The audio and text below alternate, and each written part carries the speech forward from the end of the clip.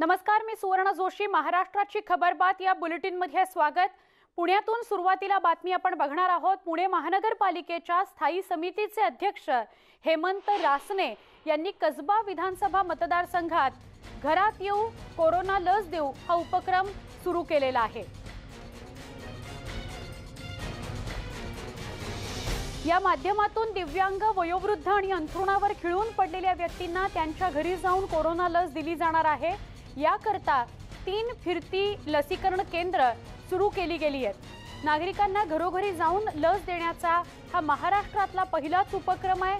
तो स्तुत्य उपक्रम आहे असं मत भाजपचे प्रदेशाध्यक्ष चंद्रकांत पाटील यांनी व्यक्त केलं.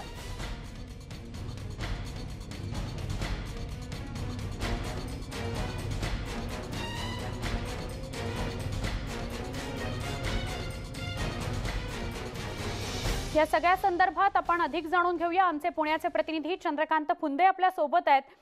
चंद्रकांत, खरंच खूप चांगला उपक्रम आहे. जे लसीकरण केंद्रापर्यंत पोहोचू शकत नाहीत आणि लस घेऊ शकत नाहीत त्यांच्याकरता फिरतं लसीकरण केंद्र 1 नव्हे 3 सुरू करण्यात आलेली आहेत. काय सांगाल? सुवर्ण, मी थोडं दुरुस्त करेल. हा उपक्रम खरं तर चंद्रकांत पाटील जे आहेत भाजपचे प्रदेशाध्यक्ष यांच्या वाढदिवसाच्या दिवशीपासूनच सुरू झालेला आहे आणि तो पूर्ण पुणे शहरात ह्या 3 व्हॅन ज्या आहेत लसीकरणाच्या ते फिरवल्या जातात आणि त्याचा जे नागरिक आहेत म्हणजे जर्जर झालेले आजारांनी, ज्यांना अंथरुणावर खिळून पडलेले, ज्यांना घराच्या बाहेर पडता येत नाही, ह्या सगळ्या नागरिकांना, ज्येष्ठ नागरिकांना, जे अपंग असतील, जे आजाराने अकाली याच्यामुळं ते घरातच बसून त्यांना बाहेर पडतात, अशा सगळ्या नागरिकांना ह्या योजनेचा खूप मोठा फायदा होतोय. आणि हे तर आहेच, घरोघरी लस ह्या उपक्रम पुण्यातच पहिल्यांदा सुरू झाला. आणि आणखीन एक आनंदाची बातमी, पुण्यामध्ये जे लसीकरणाचा वेग आहे, पुण्यात एकूण 190 केंद्र आहे जवळपास. त्यातली 176 केंद्रावरून रोज लस, फक्त अडचण आहे की लस कमी पडते. कोव्हॅक्सिनचे डोसेस कमी मिळतात, कधी कोविशिल्डचे कमी मिळतात. पण वेग जर बघितला आतापर्यंत तर पुणे शहर हे राज्यात नंबर 1 आहे लसीकरणाच्या बाबतीत. म्हणजे जवळपास 35% लसीकरण झालेलं आहे पुणे शहरात. ही खूप चांगली बाब आहे. मग पुणे महापालिका पूर्ण सज्ज आहे. फक्त लस केंद्राकडनं तेवढ्या प्रमाणात मिळत नाही, एवढीच अडचण आहे. नाहीतर अदरवाईज पुणेकरांनी, कारण हे 2 लाटा ज्या तीव्रतेने अंगावर घेतल्या त्यामुळे लसीकरणाला कुणी इथं मागे हटत नाही किंवा नाकारत नाही. सगळे लस घेण्यासाठी लाईनी लावून अक्षरशः लस घेत आहेत. नक्की. पण मग चंद्रकांत, जसं तुम्ही म्हणताय, सध्याची परिस्थिती राज्यात सगळ्या शहरांमध्ये बघायला मिळतेय की लस कमी पडते, लसीचा तुटवडा जाणवतोय. असं असताना पुण्यामध्ये 190 लसीकरण केंद्र सुद्धा सुरू राहणार आणि घरोघरी जाऊन सुद्धा लस दिली जाणार, अशा दोन्ही गोष्टी समांतर पातळीवर सुरू राहणार का? हो, सुरू आहेत. पण होतं काय, मग डोसेस कमी मिळतात. कधी 100 मिळतात, कधी 50 मिळतात. जे खरं तर ॲक्च्युली प्रत्येक केंद्राची कॅपॅसिटी रोज 500 डोस द्यायची आहे, पण ते डोसच मिळतात 100. त्यामुळं ते 100 तिथं अक्षरशः ऑनलाईन बुकिंग 5 मिनिटात संपून जातं. मग वॉक इन जे आहेत सेकंड डोसवाले त्यांनाही कधी कधी मिळत नाही. यंत्रणा पूर्ण सज्ज आहे, क्षमताही खूप मोठी आहे, फक्त लस मिळत नाही पुरेशी साठा. ही सगळ्यात मोठी अडचण आहे पालिकेसमोरची.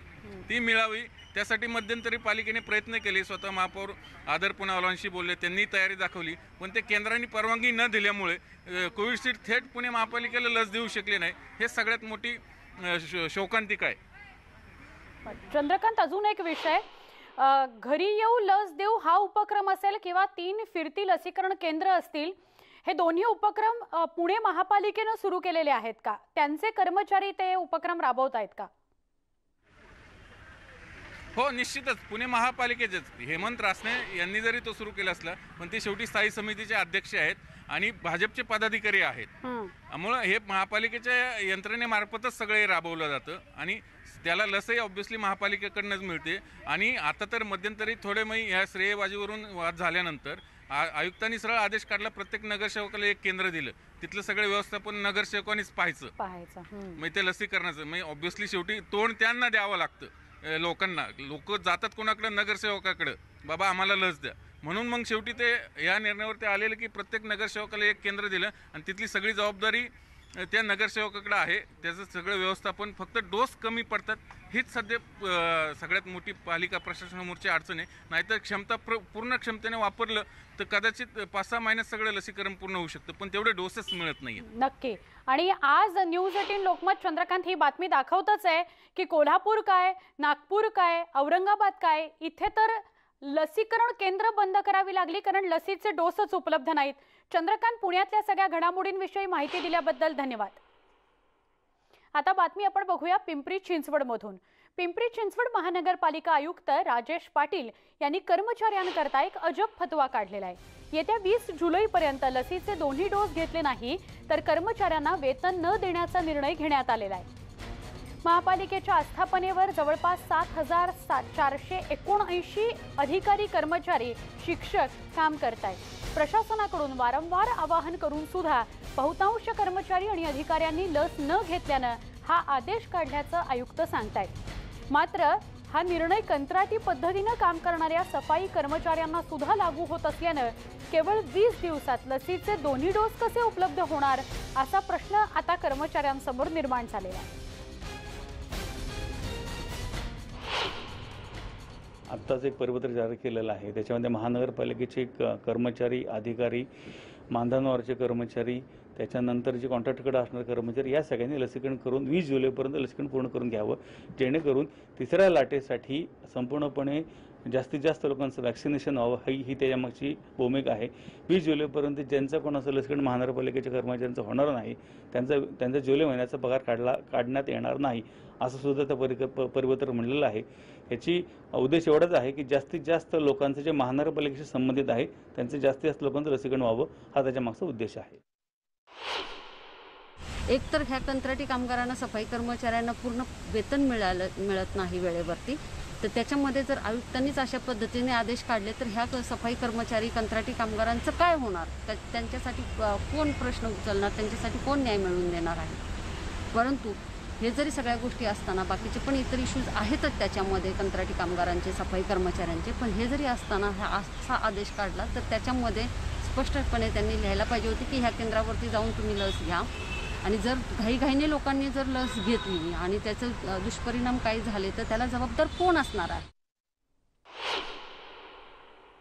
आमचे प्रतिनिधी गोविंद वाकडे यांच्याशी या सगळ्या विषयी अधिक बोलूया. गोविंद, हा जो निर्णय घेतलाय तो लसीकरण लवकरात लवकर कर्मचाऱ्यांनी करून घ्यावं याकरता घेतलेला आहे का सगळे कर्मचारी शब्दशः अर्थ काढून 20 दिवसामध्ये 2 डोस कसे होणार असा प्रश्न विचारतायत? प्रॅक्टिकली हे तर पॉसिबल नाहीच आहे की 2 डोस 20 दिवसांमध्ये घेतले जातील, पण निदान 1 डोस तरी कर्मचारी घेतील याकरता हा निर्णय आहे का? सुवर्ण, यासाठीच या निर्णयावर टीका होताना दिसते. खरं तर हा निर्णय निघाल्यानंतर केवळ 25 दिवसाचा अवधी आयुक्तांनी दिलेला आहे आणि आदेशामध्ये स्पष्ट त्यांनीच नमूद केलेलं आहे की बहुतांश अधिकारी आणि कर्मचाऱ्यांनी लसीकरण केलेलंच नाहीये. त्यामुळे ते स्वतःच जर मान्य करतायत की या लोकांनी, कर्मचाऱ्यांनी लसीकरण केलेलं नाहीये, तर आदेश निघाल्यापासून 25 दिवसात दोन्ही डोस त्यांना उपलब्ध कसे होणार? जेव्हा की नियम आहे की एक लसीचा डोस घेतल्यानंतर दुसऱ्या लसीच्या डोससाठी 84 दिवसाचा अवधी आहे. त्यामुळे आयुक्तांनी हा निर्णय देताना ही चूक केली का? आणि त्याचबरोबर असा जर निर्णय, आदेश दिला तर त्यांनी लसीकरण केंद्र सुद्धा सुचवायला पाहिजे होते. जे सफाई कर्मचारी आहेत त्यांच्यासाठी सुद्धा हा नियम लागू आहे, निर्णय लागू आहे. त्यामुळे सफाई कर्मचाऱ्यांचं लसीकरण त्यानिमित्तानं झालं असतं, मात्र तसं लसीकरण केंद्र वेगळं काही असं सुचवण्यात आलं नाही. आणि तिसरी महत्वाची बाब म्हणजे आयुक्तांनी काढलेला हा आदेश जो आहे तो फक्त कर्मचारी, अधिकाऱ्यांसाठी आहे. जे महानगरपालिकेचे पदाधिकारी आहेत, नगरसेवक आहेत, त्यांचा कुठेही उल्लेख नाही. त्यामुळे आयुक्तांना जर हे लसीकरण करायचं होतं महापालिकेचे संबंधित सगळ्या व्यक्तींचं, तर सगळ्यांसाठीचा आदेश काढणं गरजेचं होतं आणि त्यांनी हा आदेश काढतानाच लसी उपलब्ध करून देणंही गरजेचं होतं, अशी मागणी विशाल जाधव जे आहेत त्यांनी केलेली आहे आणि इतरही जे नागरिक आहेत त्यांच्याकडनंही केली जाते. गोविंद, हाच विषय आहे ज्यावर तुम्ही भाष्य करताय की बाहेर सुद्धा सर्वसामान्य नागरिकांना पहिला जो डोस जरी घ्यायचा आहे तरी तो सहज उपलब्ध होत नाहीये. एकतर लसीचा तुटवडा सगळ्याच ठिकाणी बघायला मिळतोय. मग उपायुक्तांनी जेव्हा अशा प्रकारचा निर्णय घोषित केला किंवा फतवा काढला तेव्हा स्वतःच लसीकरण केंद्र जिथे आपल्या सगळ्या कर्मचाऱ्यांना लस देऊ शकले असते किंवा तशी सोय आणि उपक्रम त्यांनी ते सुरू करू शकले असते. त्यामुळेच या टीकेचे धनी झालेला आहे आयुक्त की त्यांनी आधी व्यवस्था करायला पाहिजे होती, आधी उपाययोजना करणं गरजेचं होतं. खरं तर याच्यामध्ये दोषी तेवढेच कर्मचारी आणि अधिकारी आहेत ज्यांनी एवढं शासन सांगून आतापर्यंत लस घेतली नाही. मात्र त्यानंतरही जर कळत नसेल तर आयुक्तांना अशा पद्धतीने आदेश काढावा लागला. परंतु असा आदेश काढताना त्यांनी उपाययोजना किंवा लसीकरण केंद्र स्वतंत्र उभे करायला पाहिजे हे मात्र निश्चित आहे आणि ते आतापर्यंत झालेलं नाही. दुसरी महत्वाची गोष्ट म्हणजे 25 दिवसाचा अवधी आहे, त्यातही आज बुधवार, आजचा दिवस लसीकरणाला पूर्ण केंद्र बंद आहेत, सुट्टी आहेत, तोही दिवस गेला. उर्वरित 20 दिवसामध्ये दोन्ही डोस कसे घेणार आहेत हा मोठा प्रश्न आहे आणि आयुक्तांनी तर आता घोषित केलेलं आहे की जर लस घेतली नाही तर त्यांचं जुलै महिन्याचं वेतन जे आहे ते स्थगित केलं जाणार आहे. त्यामुळे कामगार विरुद्ध प्रशासनाचा संघर्ष निर्माण होऊ शकतो. त्याआधी आता तात्काळ पहिला डोस तरी उपलब्ध करून द्यावा अशी मागणी होताना दिसते. नक्की गोविंद, धन्यवाद माहिती दिल्याबद्दल. आता या फतव्याचं पिंपरी चिंचवडमध्ये काय होतं हे बघायचं. पिंपरी चिंचवड महापालिकेने लसीकरण अनिवार्य केलं असतानाच राज्यात अनेक ठिकाणी लसींचा मात्र तुटवडा जाणवतो आहे. नागपूरमध्ये आज लसींचा तुटवडा जाणवतोय, त्यामुळे महापालिकेची 119 केंद्र चक्क बंद करावी लागलेली आहेत, बंद ठेवावी लागलेली आहेत. पालिकेला कोविशिल्ड लसीचा साठा उपलब्ध नसल्यानं ही केंद्र बंद करावी लागली आहेत. त्यामुळे नागरिकांना आता लसीकरण केंद्रावर जाऊन परत फिरावं लागतंय, माघारी यावं लागतंय.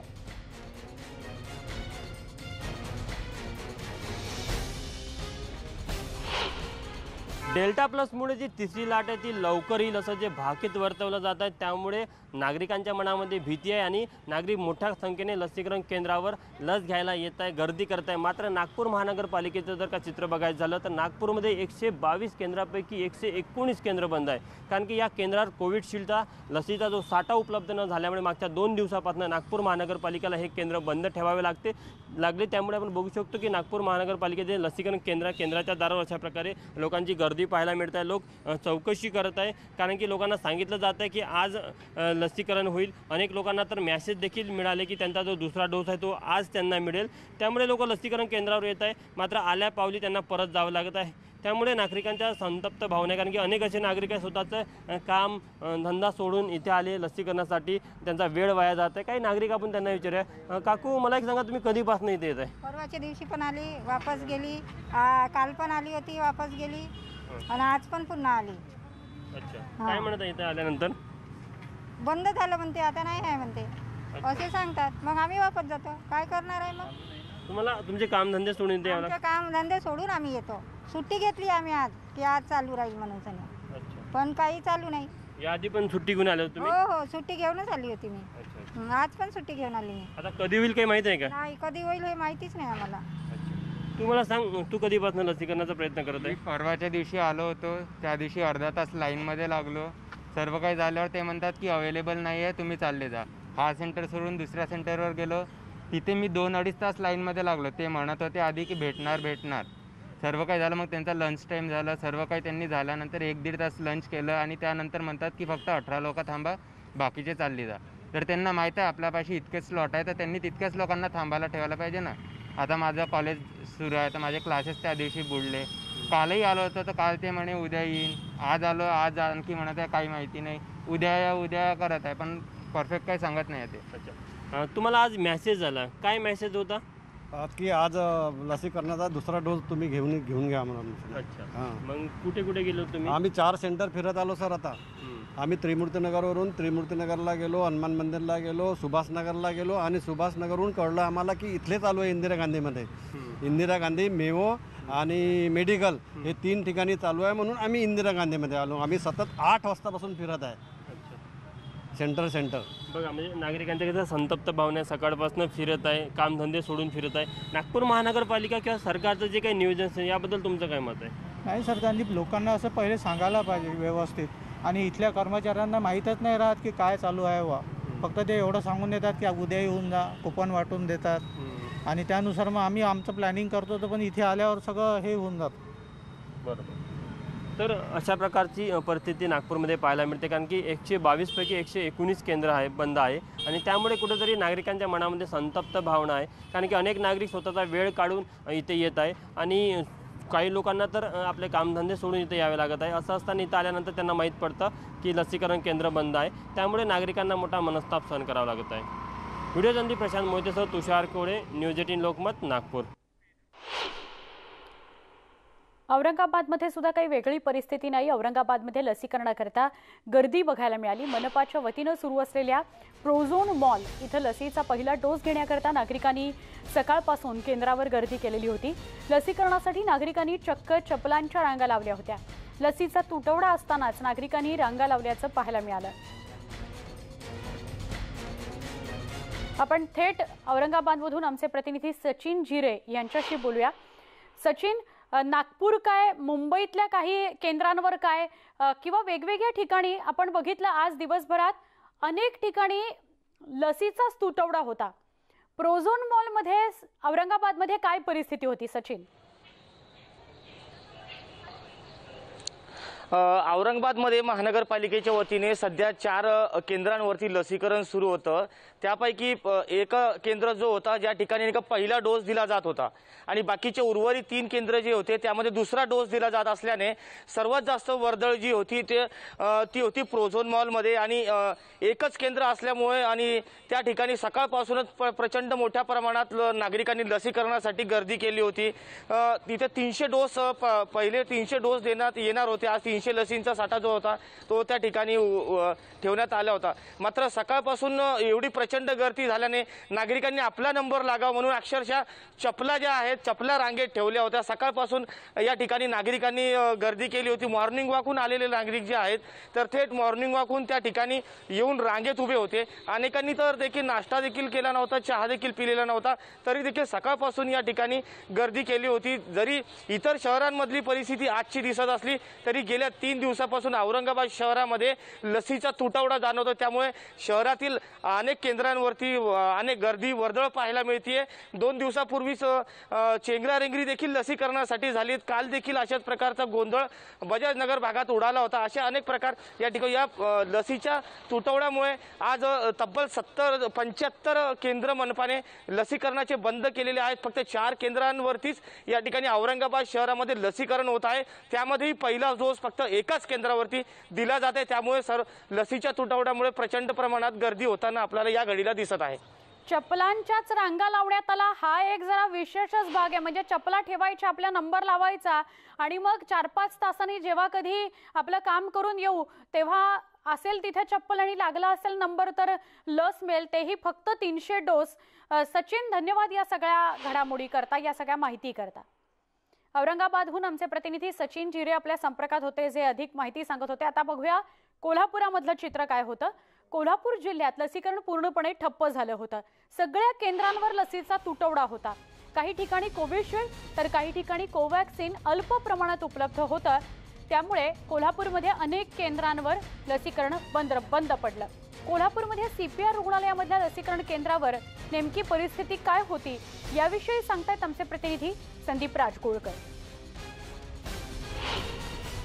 संपूर्ण राज्यात ज्यावेळेला लसीकरणाला सुरुवात झाली होती त्यावेळेला कोल्हापूर शहरासह जिल्ह्यात जवळपास 250हून अधिक लसीकरण केंद्र ही तयार करण्यात आली होती आणि संपूर्ण राज्यामध्ये कोल्हापूर जिल्हा हा लसीकरणामध्ये अव्वल ठरला होता। मात्र आजचं चित्र लसीकरणाचं जिल्ह्यातलं वेगळं आहे। मी थेट दृश्य दाखवतोय, ही कोल्हापूरमधल्या CPR रुग्णालय परिसरातली। या ठिकाणी बाह्य रुग्ण विभागामध्ये लसीकरण चालतं, पण आत्ता आपण पाहतोय की या ठिकाणी कुणीही दिसत नाही। 3 ते 4 नागरिक फक्त या ठिकाणी दिसत आहेत आणि गेल्या 2 दिवसांपासून CPR रुग्णालयातलं लसीकरण जे केंद्र जे आहे ते बंद आहे। इतर जी खाजगी रुग्णालय आहेत किंवा जी सरकारी रुग्णालय आहेत ती बंद आहेत। हा जो आपण पोर्च बघतोय हा गर्दीनं भरलेला असायचा, पण या ठिकाणी आत्ता सध्या तरी गर्दी दिसत नाही। आणि आपण या ठिकाणी पाहिलं तर लस संपलेली आहे। 30 जून 2021 ही तारीख लिहिलेली आहे। म्हणजे 2 दिवस झालं कोल्हापूरच्या या CPR रुग्णालयातल्या या केंद्रावर लस आलेलीच नाही। या ठिकाणी कुलूप लावलेला आपल्याला पाहायला मिळतं या दरवाजाला। आतमध्ये फक्त या ठिकाणी हे सुरक्षा रक्षक आहेत, बाकी या ठिकाणी गर्दी दिसत नाही। आणि हा CPR मधला मुख्य बाह्य रुग्ण विभाग आहे आणि याच विभागामध्ये हे खरं तर लसीकरण चालतं आहे। आणि हे 2 नागरिक आलेले आहेत कोल्हापूरमधले, मी त्यांच्याबरोबर बोलणार आहे। ते काय सांगाल, कुठली लस तुम्ही घ्यायला आलात, कितवा डोस आहे आणि तुम्हाला काय सांगितलं आता प्रशासनाने? माझा कोवॅक्सिन डोस आहे आणि मी 4 दिवसापूर्वी आलेले. माझं नाव इथं ठेवून जावं म्हटले. 10 जण आल्याशिवाय कोवॅक्सिन देऊ शकत नाही. एका ह्याच्यामध्ये 10 जणांचा डोस होतोय. मग 10 जणांचं आल्याशिवाय इथं आहे कोवॅक्सिन 10 दुसरा डोस. कोवॅक्सिन उपलब्ध आहे. फोन केला होता मला काल. तुम्ही 10 जण यायची वाट बघताय? 10 जण 10 वाजेपर्यंत या म्हटले होते, पण मी लवकर आले. पण मग लस मिळणार का तुम्हाला, काय वाटतं?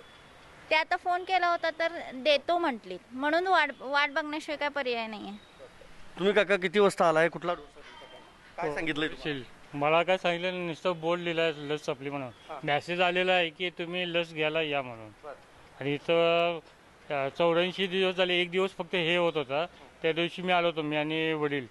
तर ते नाही, 1 दिवस पूर्ण म्हणजे 85 दिवस झाल्यानंतरच तुम्हाला मिळणार. आजच्या तारखेचा मेसेज आलाय तुम्हाला? कालचा, परवा 29 तारखेचा. आता 29ला पण आला होता, आज पण आला? 29 तारखेला आलो. हा, आज पण आलोय. दररोज फेऱ्या मारताय पण लस मिळत नाही? लस मिळत नाही. एकंदरीत नियोजन झालं पाहिजे असं नागरिकांचं म्हणणं आहे. आताही आपण पाहतोय हा सगळ्या परिसरात शुकशुकाट पाहायला मिळतोय, कारण याच भागामध्ये लसीकरण सुरू असतं. मोठी गर्दी देखील होत असते. एक वेळेला याच लसीकरण केंद्रावर रांग लागल्याचं चित्र पाहायला मिळायचं. मात्र आत्ता आपण पाहतोय की या ठिकाणी गर्दी नाही आहे. काही नागरिकच फक्त येत आहेत आणि त्यांना देखील लस मिळेल की नाही याबाबत साशंकताच आहे. संदीप राजगोळकर, न्यूज 18 लोकमत, कोल्हापूर. या सगळ्या बातम्यांसह महाराष्ट्राची खबरबात या बुलेटिनमध्ये एक छोटासा ब्रेक घेऊया. लगेच भेटणार आहोत. पहा फक्त न्यूज 18 लोकमत.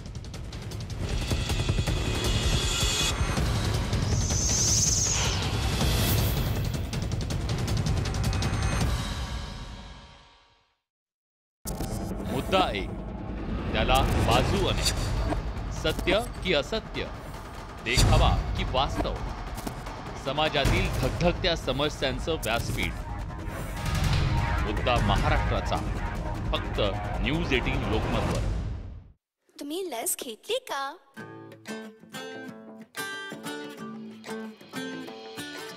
लस घे रे, जरा लस घे रे. आता वेळ नको लावू, जरा लस घे रे. लस घे रे, जरा लस घे रे. आता वेळ नको लावू, जरा लस घे रे. लस घे रे, जरा लस घे रे. जरा लस लस लस लस घेतली का?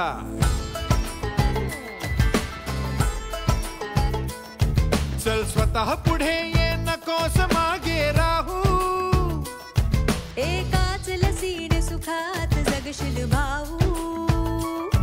जा सांग तुझ्या परिवाराला, मित्रांना, लसीकरणासाठी पुढे येऊ दे त्यांना. ही एक ढाल आहे कमाल, संजीवनी आहे जणू. लस घे रे, जरा लस घे रे. आता वेळ नको लावू, जरा लस घे रे. लस घे रे, जरा लस घे रे. जरा लस लस लस लस घेतली का?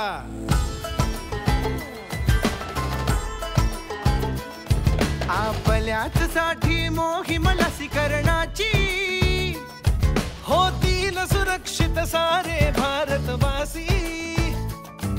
आरोग्य संपदा घरोघरी नांदावी. प्रत्येकाने ही लस टोचून घ्यावी. चल हो तयार, लस घेच यार, मग चिंता नाही तुला. लस घे रे, जरा लस घे रे. आता वेळ नको लावू, जरा लस घे रे. लस घे रे, जरा लस घे रे. जरा लस लस लस लस घेतली का? टोचून घे लसीची सुई सुई. करू नको आईवी, जनहितात ही विनंती आहे रे तुला. लस घे रे, जरा लस घे रे. जरा लस लस लस लस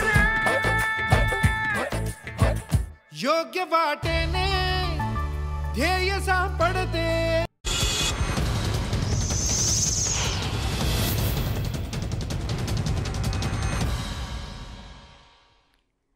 पुन्हा एकदा स्वागत बुलेटिनमध्ये. आगामी पुणे मनपा डोळ्यासमोर ठेवून राष्ट्रवादी प्रणित मविया राज्य सरकारनं 23 गावं मनपा हद्दीत समाविष्ट करण्यासाठीची तयारी जवळपास पूर्ण केलेली आहे.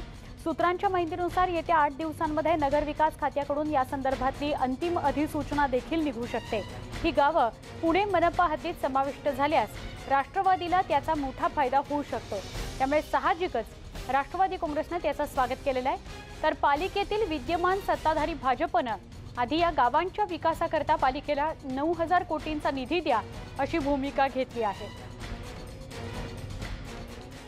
आमचे प्रतिनिधी चंद्रकांत फुंदे यांच्याकडून अधिक माहिती घेऊया। चंद्रकांत, काय सांगाल या सगळ्या घडामोडीविषयी, भाजप आणि राष्ट्रवादी यांच्या भूमिकांविषयी?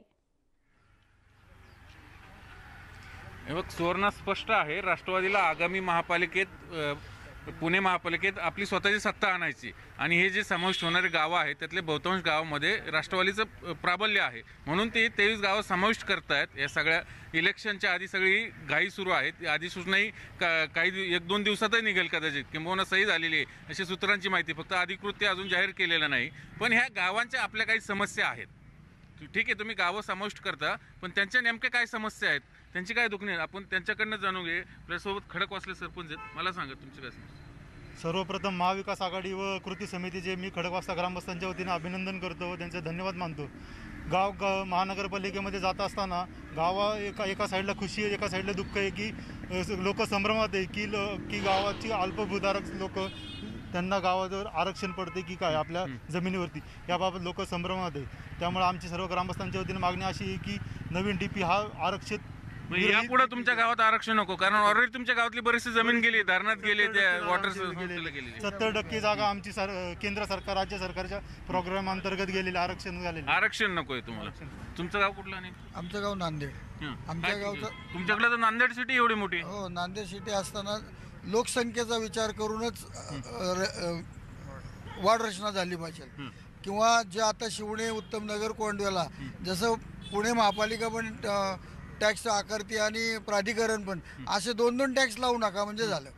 म्हणजे 2-2 टॅक्स नको आहेत तुम्हाला? म्हणजे असे काही गावामध्ये ऑलरेडी टाउन सिटी प्लॅन झालेले आहेत। म्हणजे टाउन सिटी म्हणजे आता नांदेड सिटी यांनी सांगितलं, यांच्या गावात नांदेड सिटी आहे, त्यांचं स्वतःची यंत्रणा आहे, पण ग्रामपंचायतीला तसा त्याचा फायदा होत नाही, म्हणून महापालिका येताना ह्या गोष्टींचा टॅक्सेशनचा विचार हवा। नाना, मला सांगा, ही सगळी गावं यांचं पेरीफेरी खूप मोठी आहे, पण नगरसेवक खूप कमी मिळणार आहेत, काय तुमची डिमांड आहे? नाही, तर आमचं तर असं म्हणणं आहे की बाबा आता ती जनगणना 2011 सालची जनगणना आहे आणि त्या जनगणनेप्रमाणे जर गेलं तर त्या प्रत्येकाला वाढ रचनेमध्ये त्या प्रत्येक गावाला काय त्या ठिकाणी प्रतिद्वंद मिळणार नाही, म्हणून 2 गावं 3 गावं 4 गावं करून असा एक त्या खात्यात तो वाढ पडेल।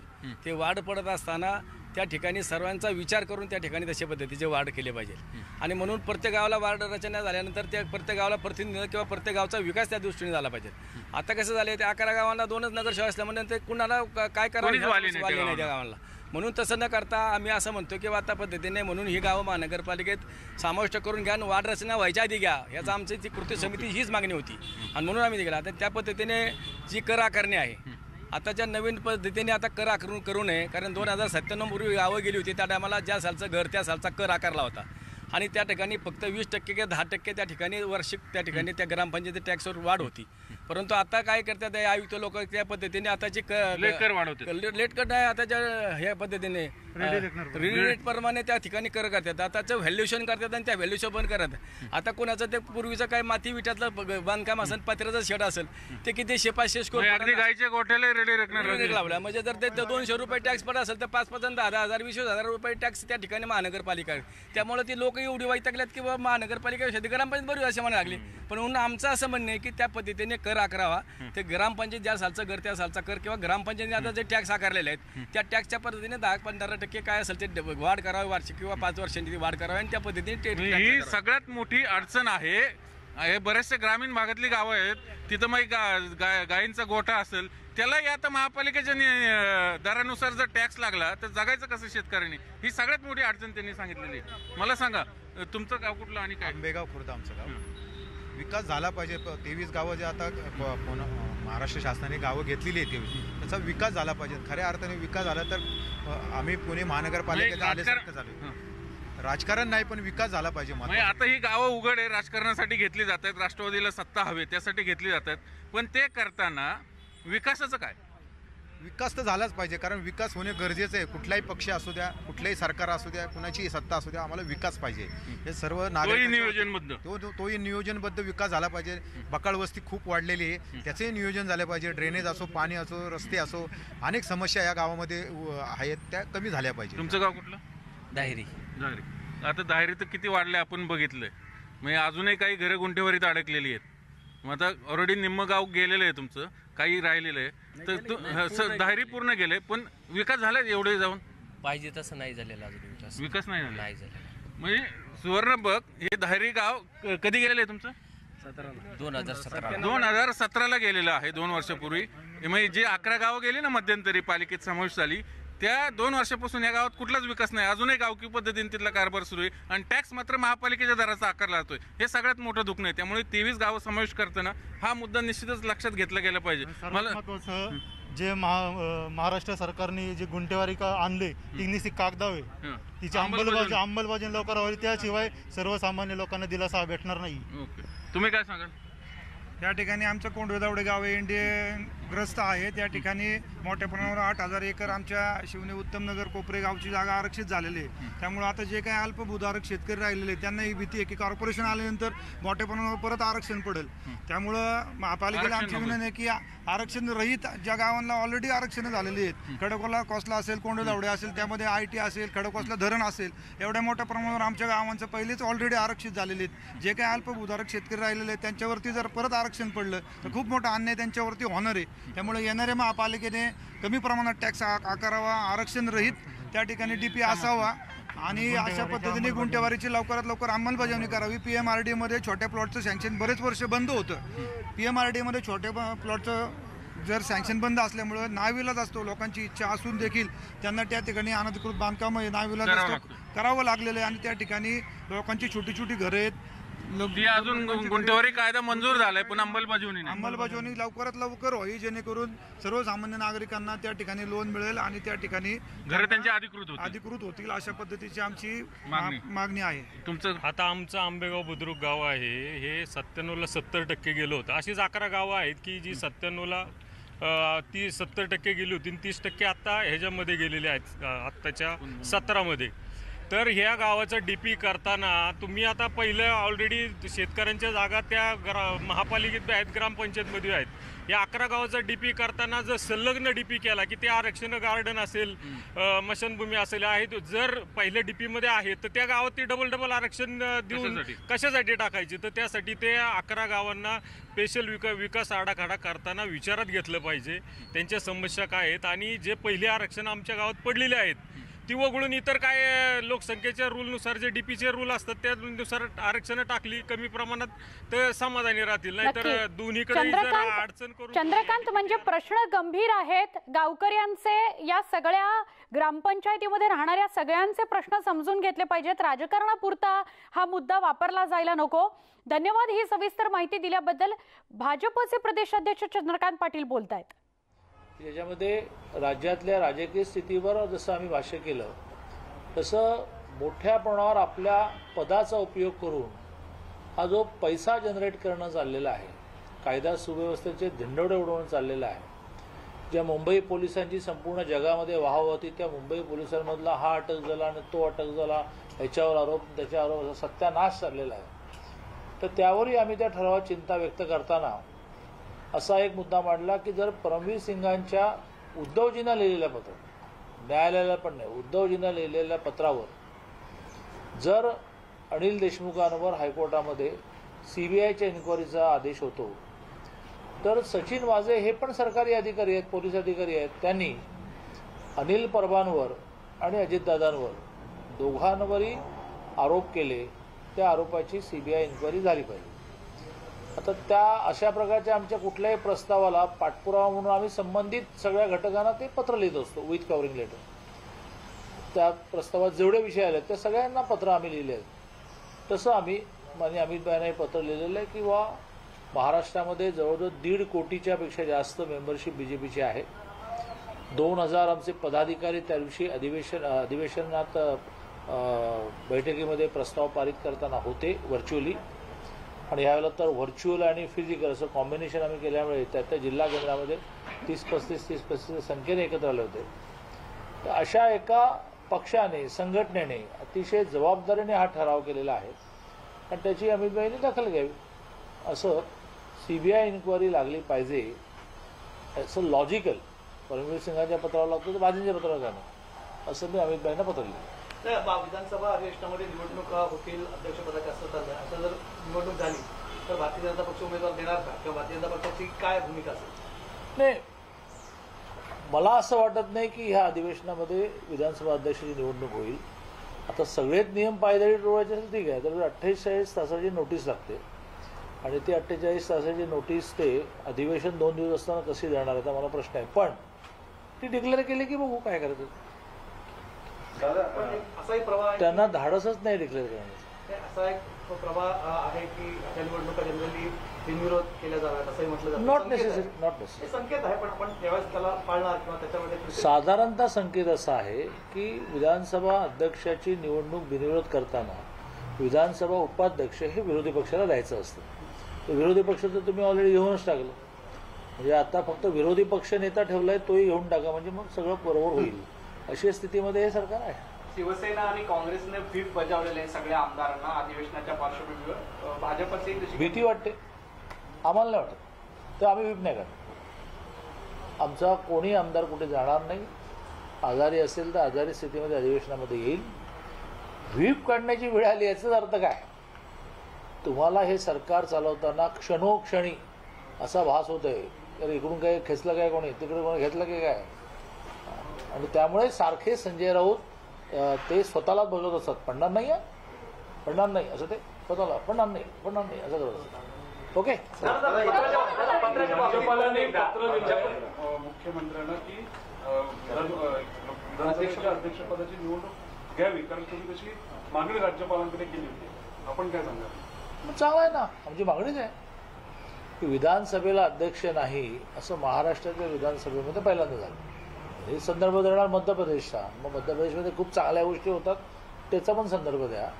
पण महाराष्ट्र विधानसभेमध्ये विधानसभेला अध्यक्ष नाही. सुधीरभाऊ आमचे खूप सिनियर नेते आहेत पण बहुधा झालेले नाही आजकाल. म्हणून आम्ही मागणी केली.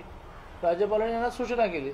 त्यांच्यात धाडस असेल आणि घ्यावी निवड. राज्यपालांनी सूचना केलेली आहे मात्र तसं नवाब मलिकांनी सांगितलेलं आहे की 12 आमदारांचा प्रश्न पण निकाली काढा. काय दोन्हीचा काय संबंध आहे? काही संबंध नाही. विधानसभा कामकाजासंबंधीचे काही राज्यपालांनी काय द्यायचं म्हणजे राज्यपालांच्या निर्णयाशिवाय अधिवेशन भरू शकत नाही. तसंच अधिवेशनामध्ये आम्ही कोणती विधेयकं आणणार आहोत, कोणतं कामकाज करणार आहोत हे अवगत करावं लागतं राज्यपालांना. त्यामुळे निवडणूक घेण्याच्या विषयामध्ये खरं तर मग तुम्ही आता काढलाच आहे मुद्दा, तर गेल्या वेळेला राज्यपालांनी विधानसभा अध्यक्षाची निवडणूक घ्या म्हणून घेतली नाही. हा एका अर्थाने घटनेचा अवमान आहे आणि या घटनेच्या अवमानावर खरं म्हणजे राज्यपालांनी ठरवलं त्याच्यावर काही ॲक्शन होऊ शकते. त्यामुळे 12 आमदार आणि विधानसभा अध्यक्ष राज्यपाल एक आमचे सुधीरभाऊ नेहमी म्हणतात की खोटं बोलण्याची जर जगातली काही स्पर्धा लागली तर ती ह्या सगळ्यांना मिळतील आणि मग त्यांच्यामध्ये कॉम्पिटिशन लागेल. आता कॉम्पिटिशन मंत्रिमंडळाच्याच सदस्यांमध्ये लागणार आहे की कोणी किती खोटं बोलायचं. त्याच्यामध्ये काही अर्थ नाही असं नाही. चौकशीच्या मागणीबद्दल सीबीआय चौकशीच्या मागणीबद्दल काँग्रेस असं म्हणते की भाजपच्या इशाऱ्यावर केंद्रीय एजन्सीज काम करतात आणि महाराष्ट्रामध्ये सीबीआय चौकशीला बंदी आहे असं पण त्यांनी सांगितलं. नाही असं आहे की शेवटी या विषयातली सर्वोच्च ऑथॉरिटी कोण तर देशाचे होम मिनिस्टर गृहमंत्री. त्यांच्याकडे आम्ही मागणी पण नाही करायची का?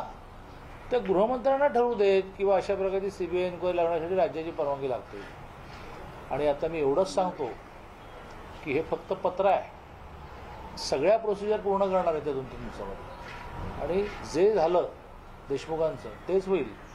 त्यामुळे जरा जोरात बोलू नका. याच अनिल देशमुखांनी की तेल कुठलं वापरतो विचारलं होतं. आता तेलाची बाटली द्यायला जाणार आहे त्यांच्या घरी. की सचिन वाझेचा उल्लेख करून प्रत्येक गोष्ट त्यामध्ये गेली. दर्शन घोडावतचं नाव देखील पहिल्यांदाच स्पष्टपणे समोर होते. भाजपकडे किंवा या सगळ्या पत्रादरम्यान काही पुरावे आहेत का आणि याबद्दल काही पाठपुरावा होतोय का? कारण वाझेंचा रेफरन्स देऊन हे पत्र दिसतंय सगळं पण याबद्दलचे काही पुरावे थेटपणे तुम्ही देणार आहात? परमवीर सिंगांनी जेव्हा आरोप केला तेव्हा कोणाकडे पुरावे होते? आता कसे पटापटा आले. तुम्ही जर अनिल देशमुखांच्या 2 PAंना अटक केल्यानंतर त्यांना कस्टडी द्या म्हणून जे CBIने पत्र दिलेलं आहे, ॲफिडेव्हिट दिलेलं आहे किंवा याचिका दाखल केली आहे ती वाचली तर अजून अनिल देशमुख बाहेर कसे काय हा प्रश्न पडेल ना.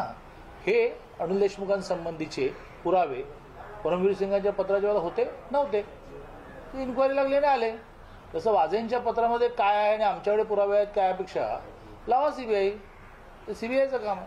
दादा हिंदी में बताइए कि 17 जो है सिर्फ 2 दिन का रखा है, इसके पीछे आपको क्या लगता है, क्या भावना है और बीजेपी क्या आंदोलन करेगी और आपने जो पत्र लिखा उसके बारे में बताइए. ऐसा है कि 2 दिन का अधिवेशन लेकर लोकशाही की एक दूसरे से चेष्टा की गई है, हत्या की है और इसके खिलाफ पहले दिन ही हम आवाज़ उठाएंगे और उसी दिन 5 तारीख को महाराष्ट्र के सभी जिला केंद्रों में कलेक्टर कचहरी के सामने, कलेक्टर के सामने हम धरना करेंगे, प्रदर्शन करेंगे और ज्ञापन देंगे कि भाई ये ज्ञापन राज्यपाल और राष्ट्रपति को भेजो कि कोई अधिवेशन अब तक ऐसा नहीं हुआ कि जिस अधिवेशन में लोकशाही ने, डेमोक्रेसी ने दिए हुए जो साधन है उसको ही जब्त किए गए.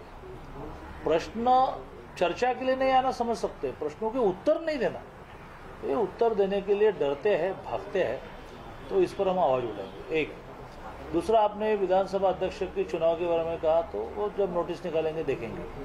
और मैंने जो आज अमित भाई को पत्र लिखा है वो भारतीय जनता पार्टी की प्रदेश कार्यकारी परिषद की बैठक हुई. इस बैठक में राज्य के प्रस्ताव में हमने डिमांड की थी कि भाई यदि परमवीर सिंह के पत्र पर आप अनिल देशमुख पर CBI इंक्वायरी करते हैं तो वाजे जी ने भी पत्र लिखा है कि जिसमें क्लियर कट कन्फ्यूजन नहीं है, अनिल परब और अजित पवार का नाम लिया तो उनको CBI इंक्वायरी क्यों नहीं कर रहे हैं, ऐसा हमने पत्र लिखा है. मैं बहुत जानता हूँ कौन आज बोला है कांग्रेस वाला, उनको जानकारी नहीं. मैं बहुत जानता हूँ कि ऐसे पत्र से CBI लगती नहीं, वो कैसी लगती है मुझे मालूम है, वो भी करेंगे. ओके. लेकिन सरकार के जो चाहे एनसीपी के लोग हो या फिर संजय राउत को बार बार ये कह रहे कि सरकार को कोई खतरा नहीं है, बीजेपी भ्रम फैला रही है, हम तीनों दलों में कोई मतभेद नहीं है, क्यों ऐसा कह रहे बार बार. जब कोई व्यक्ति बार बार ये कहता है कि मेरी तबीयत ठीक है तो तबीयत में कोई प्रॉब्लम है, ऐसे होता है ना. ठीक है तो बताने की क्या आवश्यकता है, ठीक है तो ठीक है. उद्यापासून पायी वारी पंढरपूरची वारी आमचा भारतीय जनता पार्टीचा वारकऱ्यांची जी घुसमट चाललेली आहे त्यांना काय कळणार. वारी, वारकरी, पंढरपूर, दर्शन, तेव्हा ती घुसमट चाललेली आहे की बाबा तुम्ही सगळं उघडलं आहे, आता काय आमचं व्हायचं ते होऊ देत, आम्हाला आमच्या पंढरीच्या दर्शनाला जायचं आहे. या वारकऱ्यांच्या भूमिकेला भारतीय जनता पार्टीचा पाठिंबा आहे.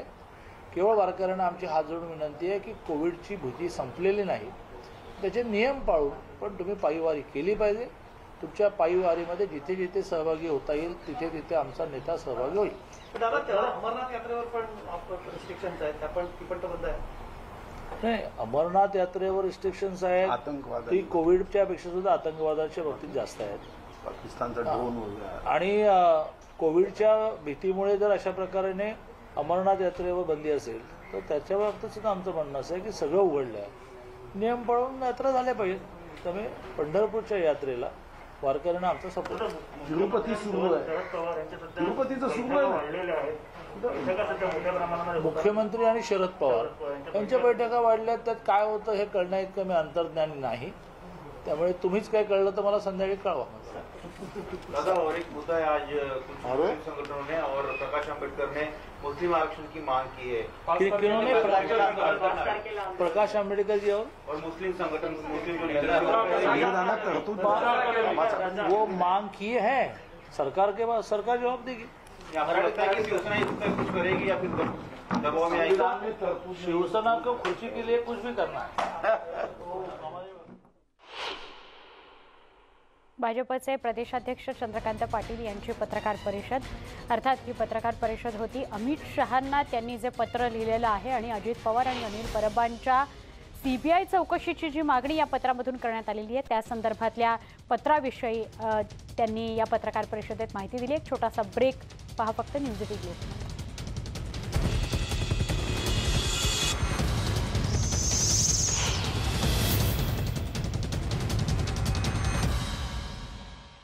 यांची भेट घेतली.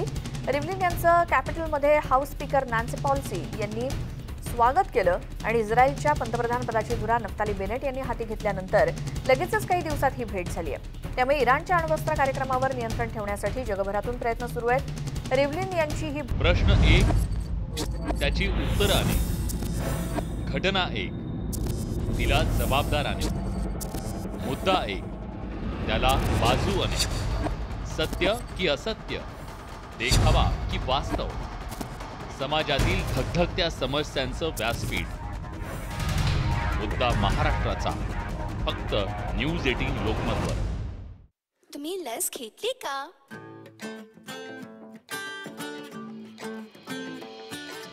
लस घे रे, जरा लस घे रे, आता वेळ नको लावू, जरा लस घे रे.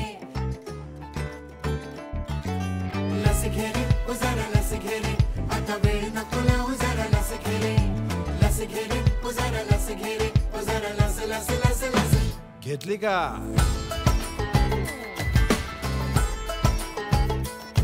चल स्वतः पुढे ये, नकोस मागे राहू. एकाच लसीने सुखात जगशील भाऊ. जा सांग तुझ्या परिवाराला, मित्रांना, लसीकरणासाठी पुढे येऊ दे त्यांना. ही एक ढाल आहे कमाल, संजीवनी आहे जणू. लस घे रे, जरा लस घे रे, आता वेळ नको लावू, जरा लस घे रे. लस घे रे, जरा लस घे रे, जरा लस लस लस लस घेतली का?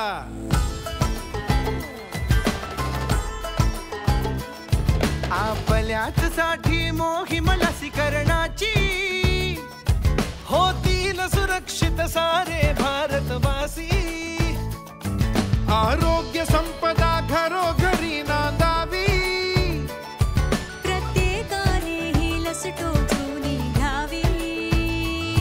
चल हो तयार, लस घेच यार, मग चिंता नाही तुला. लस घे रे, जरा लस घे रे, आता वेळ नको लावू, जरा लस घे रे. लस घे रे, जरा लस घे रे, जरा लस लस लस लस घेतली का? टोचून घे लसीची सुई सुई, करू नको आयुई, जनहितात.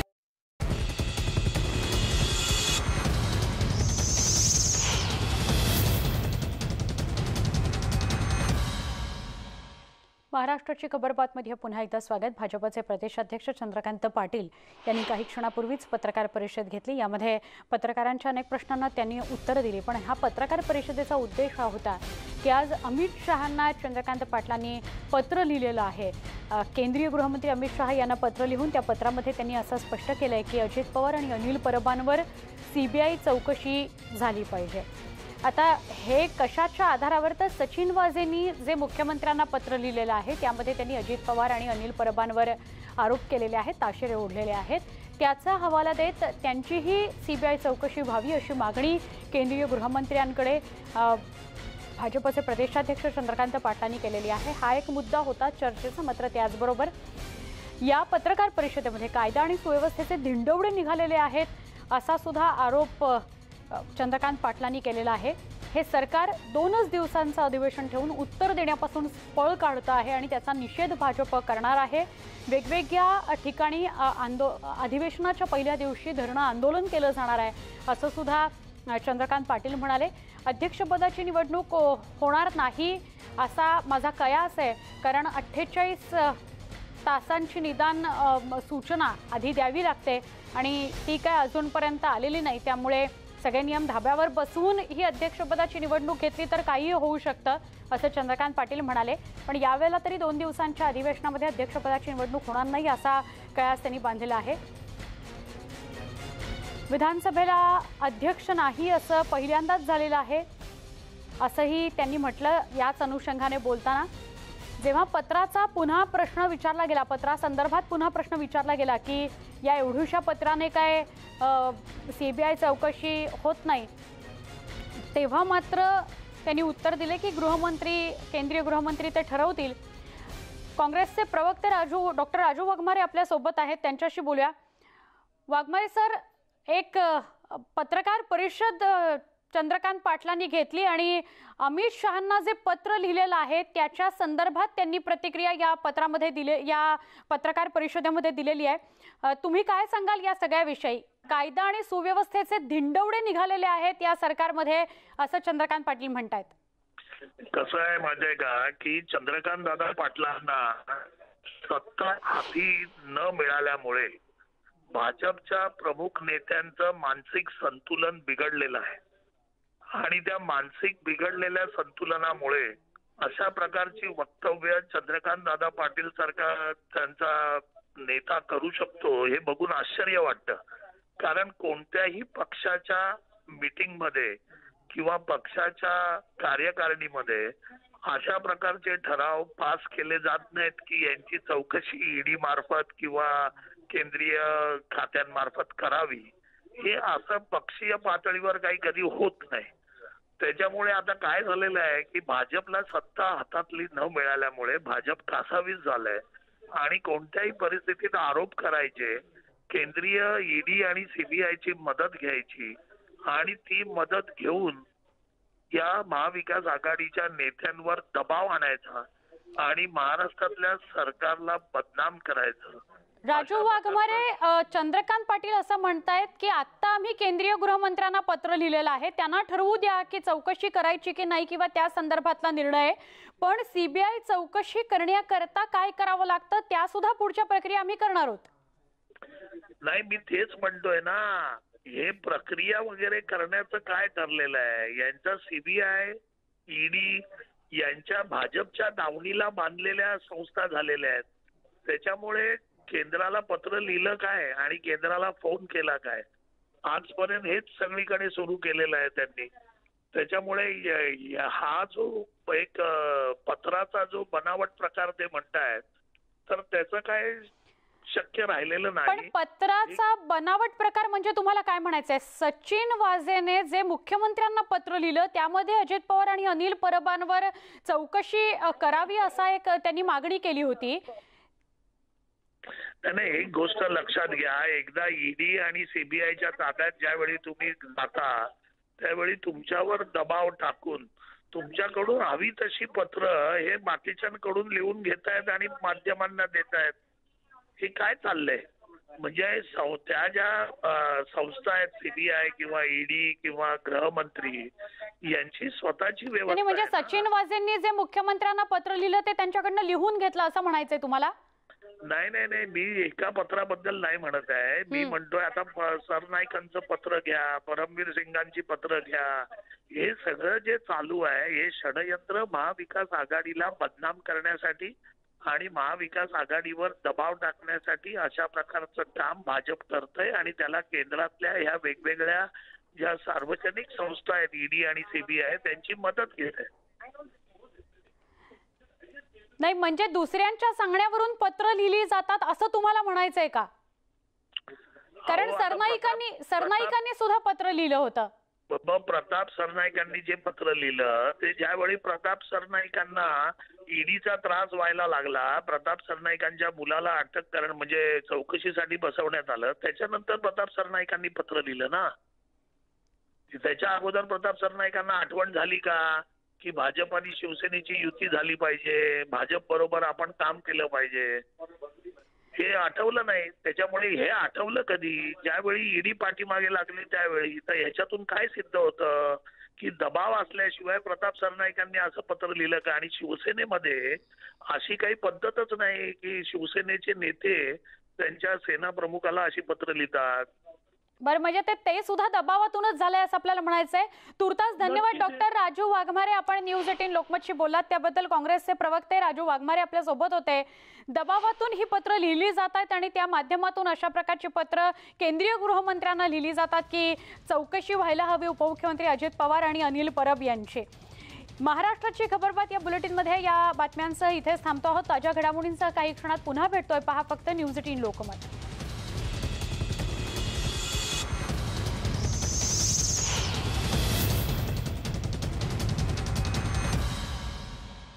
कोरोनाच्या वाढत्या संसर्गामुळे आरोग्य व्यवस्थेवर प्रचंड ताण आलाय. अर्थव्यवस्था सुद्धा कोलमडलीय. बेरोजगार लोकांना शेतकरी बनवण्यासाठी सरकारला आता रोख रक्कम आणि साहित्य पुरवावं लागतंय. पहिल्या लाटेत विजेला मोठा फटका बसलेला नव्हता, पण आता मात्र डेल्टा व्हेरियंटमुळे दररोज जवळपास 250 नवीन रुग्णांची नोंद होते आणि पर्यटन बंद असल्यानं रोजगारावरती परिणाम झालाय.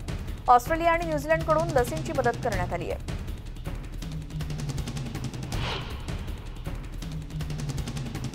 अमेरिकेमध्ये सियाटलमध्ये पुन्हा उष्णतेनं उच्चांक गाठलाय. पॅसिफिक नॉर्थवेस्टमधून आलेल्या उष्णतेच्या लाटेमुळे सियाटलमध्ये उन्हाळा चांगलाच वाढलाय. 2009 मध्ये 103 डिग्री सेल्सिअस तापमानाचा रेकॉर्ड सोमवारी मोडला. सोमवारी तर 104 डिग्री सेल्सिअस इतक्या तापमानाची नोंद झाली. तापमान 110 अंशांपर्यंत वाढण्याची शक्यता आहे. आणि एरवी जूनमध्ये सियाटलमध्ये इतकं तापमान नसतं, मात्र प्रचंड उष्णतेमुळे शाळा व्यवसाय बंद ठेवण्यात आले. इंडोर पूल्समुळे उष्णतेमुळे इंडोर पूल्स सुद्धा सध्या बंद ठेवण्यात आले.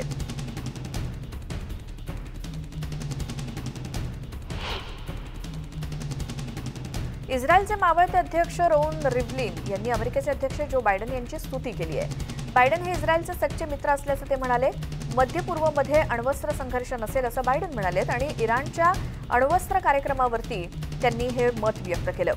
रिव्हलिन यांच्या अध्यक्षपदाचा कार्यकाळ संपत आलेला आहे. येत्या काही दिवसात इस्रायलचे पंतप्रधान नफ्ताली बेनेट यांना व्हाईट हाऊसमध्ये निमंत्रण देणार असल्याचं बायडन यांनी आश्वासन दिलं असं रिव्हलिन म्हणाले. अमेरिकेचे अध्यक्ष जो बायडन यांनी इस्रायलचे राष्ट्राध्यक्ष रेव्हलिन रिव्हलिन यांची भेट घेतली.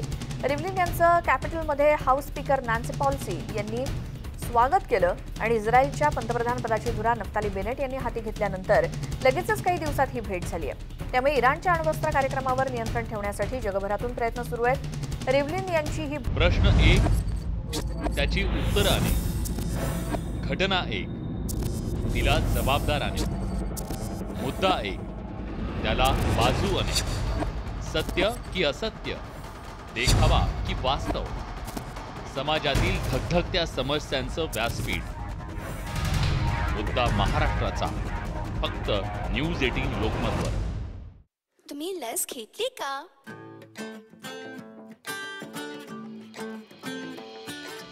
लस घे रे, जरा लस घे रे. आता वेळ नको लावू, जरा लस घे रे. लस घे रे, जरा लस घे रे. आता वेळ नको लावू, जरा लस घे रे. लस घे रे, जरा लस घे रे. जरा लस लस लस लस. घेतली का?